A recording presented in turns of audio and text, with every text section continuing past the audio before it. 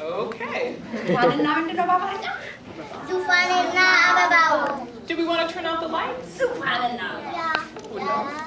There we go. When I was a small child, my sister Zufan used to get into trouble a lot. Zufan wanted to do things her way, and she always tried to see what she could get away with.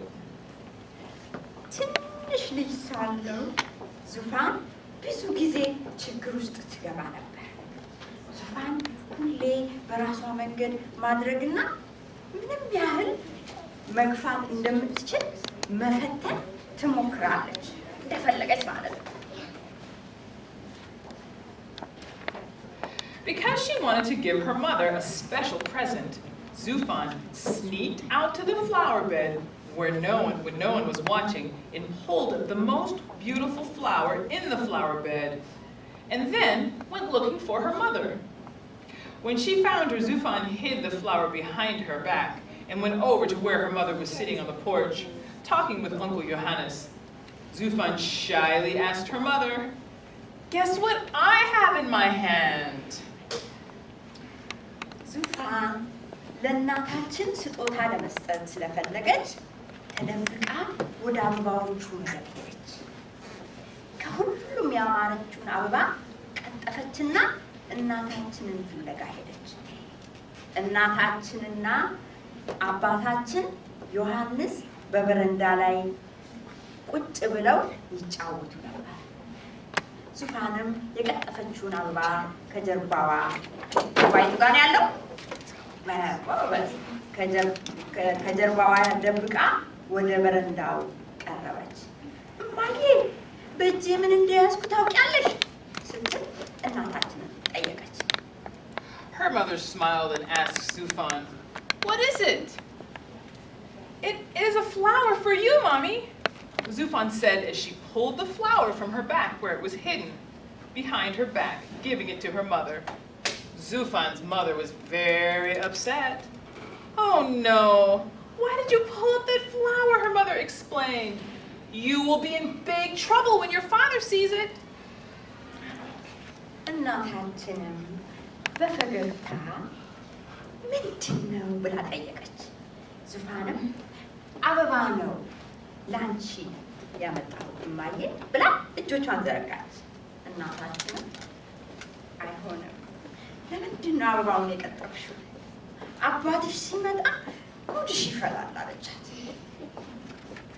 Sad because she realized she had disobeyed her father and afraid she was going to be punished, Zufan was standing in the courtyard when she saw an old empty cupboard. Zufan looked at it and then said to herself, "That's where I'm going to hide."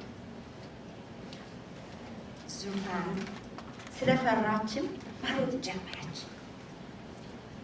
ማንም ግን ያስተዋለ ሰው አልነበረም። ትንንሽ ልጆች ሁሌም ይጫወታሉ፣ ይሮጣሉ። ስለዚህ ማንም ሰው እየተጫወተች እንደነበር አላስተዋለም። Well, Zufan ran over to the cupboard, climbed inside and closed the door behind her, sitting all in the dark. After a while, everyone realized that they had not seen Zufan, and they began to look for her. Should she be sitting inside the cupboard? No. ዙፋን ሮጣ ቁም ሳጥን ውስጥ ገባች። በሩንም ዘግታ ጨለማ ውስጥ ተቀመጠች። ከትንሽ ጊዜም በኋላ በአካባቢው እንደደረሰች ተገንዝበን ተደናገጥን። ማነው የተደናገጠ? ቤተሰቡ። ዙፋንማ ተደበቀች ሄዳ። ጎበዝ። Her mother and her Uncle Johannes began to look for Zufan, and her sister walked through the compound, calling her name. But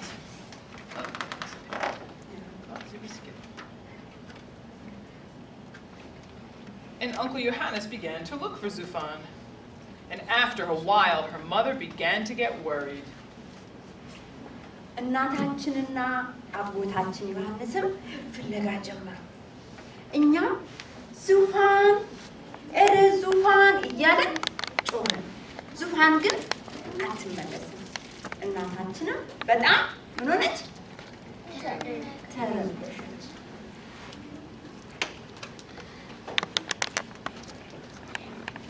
As time went on, all of the neighbors and nearby relatives came to search for Zufan. And her father checked all the brush and bushes in the neighborhood looking for her. It began to get dark. ጊዜው ሲገፋ ዘመዶቻችንና ጎረቤቶቻችን ዙፋንን ለመፈለግ ምን አደረጉ? ሄዱ። አባታችንም ልጁ እንደጠፋች ተነግሮት ፍለጋውን ጀመረ። ቀኑ ሲጨልም ምን ሆነ? ተዳከመ። ፍለጋችንን ግን አላቋረጥንም ነበር። One of the searchers in the courtyard was a neighborhood boy named Mulugeta. Mulugeta saw the cupboard door move.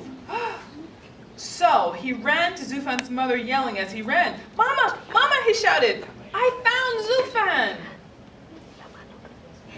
ከተሰበሰበው ሰው መሃል ሙሉጌታ የሚባል የሰፈራችን ልጅ ነበረ። ሙሉጌታ የቁም ሳጥን በር ሲንቀሳቀስ ተገነዘበ። ምንድነው ያደረገው? ቁም ሳጥኑ ሲንቀሳቀስ ተገነዘበ። በር ሲመለከት ከየዙፋን ፊት አየ። ወደ እናታችን እየሮጠ ሄደ። እንደደረሰ እማማ ዙፋንን አየኋት፣ ዙፋንን አገኘኋት ሌላ ሲል ቁርጥ ባለ ትንፋሽ ተናገረ። Everyone gathered around Mulugeta and asked, Where? Zufan's mother came over and asked him, Where is my child? Where is Zufan? Over there, Mulugeta said, and laughed and pointed at the old cupboard. I saw her inside the cupboard. ሙሉጌታን የሰሙ ሁሉ ተሰባሰቡ። ምን አደረጉ?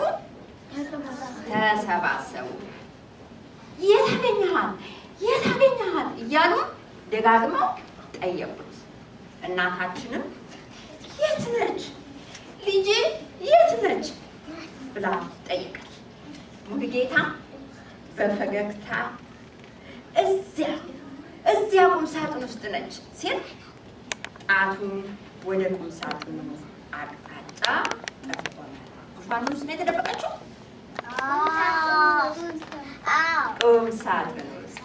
ጎበዝ። ቁም ሳጥን ምን እንደሆነ ታውቃላችሁ? ጎበዝ። እናንተ ከአማርኛ Zufan's father smiled at her and then told her, Zufan, I forgive you, but don't pull up the flowers again. But more important than the flower, you scared your family. Don't ever run away. Although she would not really understand it until later, on that day, Zufan learned two very important lessons. Number one, she learned that her parents really, really loved her, no matter what she did. And number two was that trying to run away from trouble only made things worse. አባታችንም ትንሽ ፈገግ በማለት ዙፋን ይቀርልሻል፣ ሁለተኛ አበቦቹን እንዳትነኪ፣ ከአበባውም የበለጠ ቤተሰቦችሽን አስደነገጥሽ፣ ሁለተኛ ለመደበቅ አትሞክሪ። የገባት ቆይቶ ቢሆንም ዙፋን በዚያን ዕለት ነገሮችን ተምራለች። አንደኛ ምንም ብታጠፋ ወላጆቿ እንደሚወዷት ምን አደረገች? አወቀች። ሁለተኛ ለመደበቅ መሞከር ነገሮችን እንደሚያበላሽም አወቀች። ጥፋት ስታጠፉ ምንድን ነው የምታረጉት?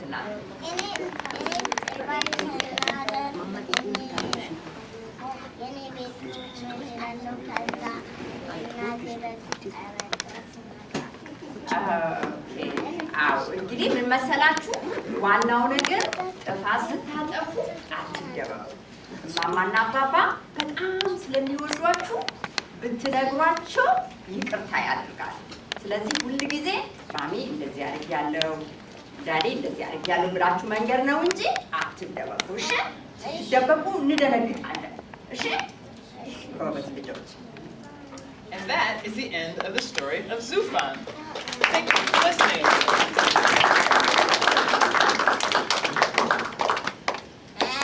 So, what do you think are some of the things that Zufan learned? They're responsible for you. Yes.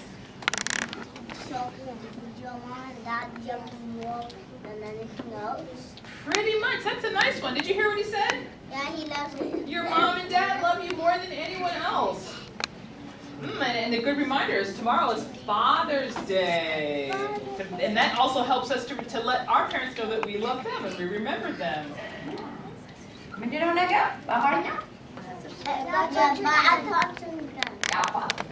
ለአባታችሁ ምን ማለት አለባችሁ? መልካም አባት እና ሌላ